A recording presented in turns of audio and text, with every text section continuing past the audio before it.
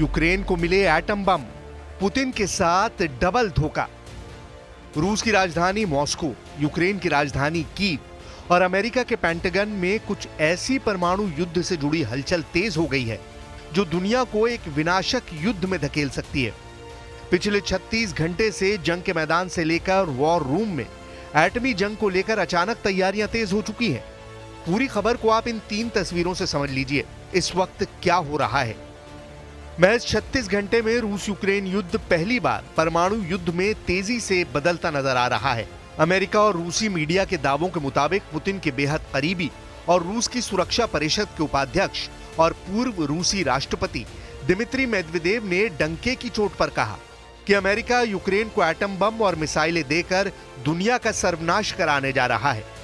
खबर यह आ रही है कि राष्ट्रपति जो बाइडेन 20 जनवरी 2025 से पहले यूक्रेन को एटम बम और मिसाइलें देकर रूस को हर हाल में तबाह और बर्बाद कर देना चाहते हैं। हैरानी की बात तो यह है कि जहां ट्रंप पुतिन के साथ मिलकर यूक्रेन जंग को रोकना चाहते हैं, तो वहीं बाइडेन किसी भी कीमत पर नहीं चाहते हैं कि 20 जनवरी 2025 के बाद यूक्रेन जंग रुक पाए। यही वजह है कि अब बाइडेन यूक्रेन को परमाणु हथियार देने का प्लान बनाकर पुतिन को परमाणु युद्ध में फंसा रहे हैं। यानी पुतिन को अमेरिका की तरफ से डबल धोखा मिल रहा है।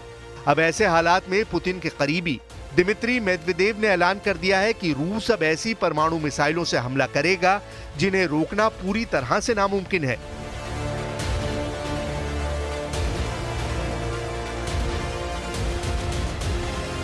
अब आप ये भी जान लीजिए कि इस वक्त यूक्रेन को अमेरिका किस तरह के एटम और मिसाइलों से लैस करने जा रहा है ताकि यूक्रेन किसी भी कीमत पर रूस से जंग न हार पाए। अमेरिकी मीडिया रिपोर्ट्स के दावों के मुताबिक रूस यूक्रेन युद्ध को लेकर अमेरिका में बाइडेन प्रशासन आक्रामक फैसले ले रहा है। सबसे पहले बाइडेन ने पुतिन की परमाणु चेतावनी के बावजूद यूक्रेन को लंबी दूरी की मिसाइलें दी, जिनसे लगातार यूक्रेन रूस पर हमले कर रहा है। अब कुछ मीडिया रिपोर्ट्स में दावा किया जा रहा है कि बाइडेन प्रशासन रूस का मुकाबला करने के लिए यूक्रेन को परमाणु बम ट्रांसफर करने पर गंभीरता से विचार कर रहा है। कांग्रेस वुमेन मार्जरी ने सोशल मीडिया प्लेटफॉर्म एक्स पर अमेरिकी मीडिया आउटलेट की इन रिपोर्ट्स पर प्रतिक्रिया देते हुए इसे देशद्रोही गतिविधि बताया है। मार्जरी ने कहा है कि ये पागलपन है और पूरी तरह असंवैधानिक है। संभवतः ये देशद्रोही कार्रवाई है, इसे तुरंत रोकना चाहिए। मार्जरी ने आरोप लगाया है कि बाइडेन प्रशासन रूस और यूक्रेन के बीच न्यूक्लियर वॉर की शुरुआत करवाना चाहता है और इसे ट्रंप को ट्रांसफर ऑफ पावर रोकने यानी सत्ता सौंपने से बचने की एक वजह के तौर पर इस्तेमाल करना चाहता है। बाइडेन तीसरे विश्व युद्ध की शुरुआत करवाना चाहते हैं। Разумеется, выбирая в случае необходимости и в качестве ответных мер объекты для поражения такими системами, как Орешник, на территории Украины, мы будем заранее предлагать мирным жителям, а также просить находящихся там граждан дружественных государств покинуть опасные зоны. Будем делать это по гуманитарным соображениям. रूस पर मारो एटम बम, यूक्रेन को मिले 12,000 करोड़ रुपए। इस खबर ने पूरी दुनिया में हड़कंप मचा दिया है। दावे किए जा रहे हैं कि 72 साल के राष्ट्रपति पुतिन के सिर पर परमाणु युद्ध का भूत सवार है। वो देख लें कि कैसे 82 साल के अमेरिकी राष्ट्रपति जो बाइडेन यूक्रेन को एटम बम देकर रूस को तबाह करने का प्लान बना चुके हैं। पुतिन के करीबी दिमित्री मेदवेदेव ने साफ कहा है कि अमेरिका को परमाणु चाल बहुत भारी पड़ेगी।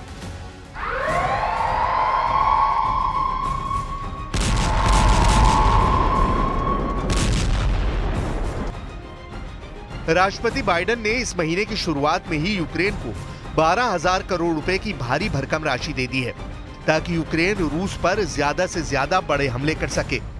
रूस की सुरक्षा परिषद के उपाध्यक्ष, पुतिन के बेहद करीबी और पूर्व रूसी राष्ट्रपति दिमित्री मेदवेदेव ने अमेरिका से यूक्रेन में परमाणु हथियार भेजने की खबरों पर एटमी धमकी दी है। दिमित्री मेदवेदेव ने टेलीग्राम पर अपनी पोस्ट पर लिखा है कि अमेरिकी राजनेता और पत्रकार कीव में परमाणु हथियार ट्रांसफर करने के परिणामों पर गंभीरता से चर्चा कर रहे हैं। ऐसा लगता है कि पागल बूढ़े बाइडेन दुनिया के साथ दुखद मजाक करना चाह रहे हैं। बाइडेन सरकार का फैसला एक भयावह हकीकत में बदलता जा रहा है। वहीं व्हाइट हाउस ने खबर का खंडन करते हुए कहा है कि हम यूक्रेन को परमाणु हथियारों से लैस करने की योजना नहीं बना रहे हैं। इधर ज़ेलेंस्की अमेरिका के सामने गिड़गिड़ा रहे हैं कि रूस यूक्रेन को 20 जनवरी 2025 से पहले पूरी तरह से तबाह कर देना चाहता है।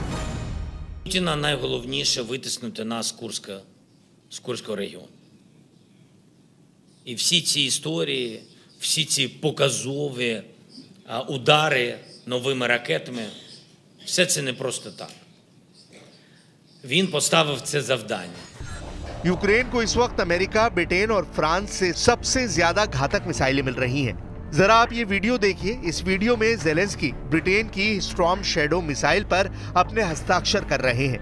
दावा किया गया है कि यूक्रेन ने ज़ेलेंस्की के हाथों साइन की गई इसी ब्रिटिश स्टॉर्म शैडो मिसाइल से कुर्स्क के इलाके पर भीषण हमले किए हैं।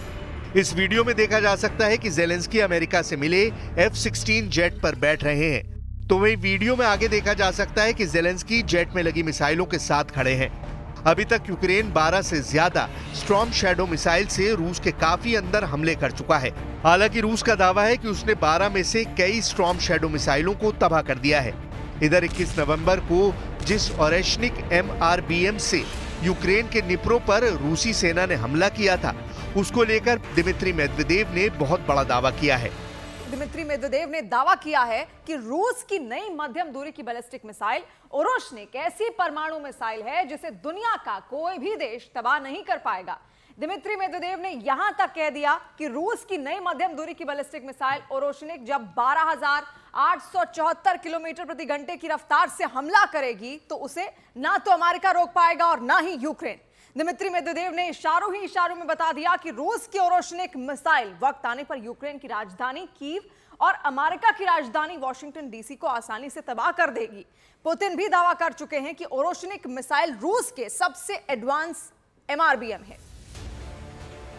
आने वाले कुछ घंटों में ही रूस की तरफ से यूक्रेन पर या तो परमाणु हमला हो सकता है या फिर लंबी दूरी की बड़ी मिसाइलों से यूक्रेन की राजधानी कीव को तबाह किया जा सकता है। हम आपको पूर्व अमेरिकी विदेश मंत्री कॉलिन पावेल के स्टाफ के प्रमुख के तौर पर काम करने वाले अमेरिकी सेना से सेनानिवृत्त कर्नल लॉरेंस विल्करसन का वो हैरान कर देने वाला बयान दिखाते हैं, जिसमें उन्होंने साफ कहा है कि जिस तरह से रूस पर यूक्रेन ने अमेरिकी मिसाइलों से हमला किया है, उसके बाद से रूस यूक्रेन के साथ साथ नेटो देशों पर हमला करने का पूरा अधिकार रखता है। जरा देखिए अमेरिकी सेना से सेनानिवृत्त कर्नल लॉरेंस विल्करसन ने क्या कहा है। रूस की TSS की रिपोर्ट के मुताबिक कर्नल विल्करसन ने कहा है कि रूस के पास नेटो ठिकानों पर हमला करने का पूरा अधिकार है। विल्करसन ने टास्क को बताया कि यूक्रेन जिन लंबी दूरी की मिसाइलों से रूस पर हमला कर रहा है, वो बिना नेटो सेना की मदद से नहीं दागी जा सकती थी। इसलिए अब रूस पर लंबी दूरी की मिसाइलों से हमला होने के बाद कहा जा सकता है कि यूक्रेन युद्ध में नेटो प्रवेश कर चुका है। अब रूस को अंतर्राष्ट्रीय कानून के तहत नेटो के ठिकानों पर हमला करने का पूरा अधिकार है।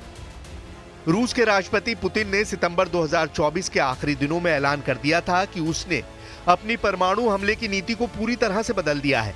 लगभग 50 दिन पहले पुतिन ने नेटो और अमेरिका को इशारों में धमकाते हुए कह दिया था कि अगर अब रूस पर मिसाइल या फिर ड्रोन से बड़े पैमाने पर हमला होता है तो ऐसे हालात में रूस दुश्मनों के खिलाफ परमाणु हथियार का इस्तेमाल कर सकता है। अब देखना होगा कि अगर यूक्रेन के पास हकीकत में एटम बम पहुंच गए हैं तो फिर पुतिन क्या करते हैं।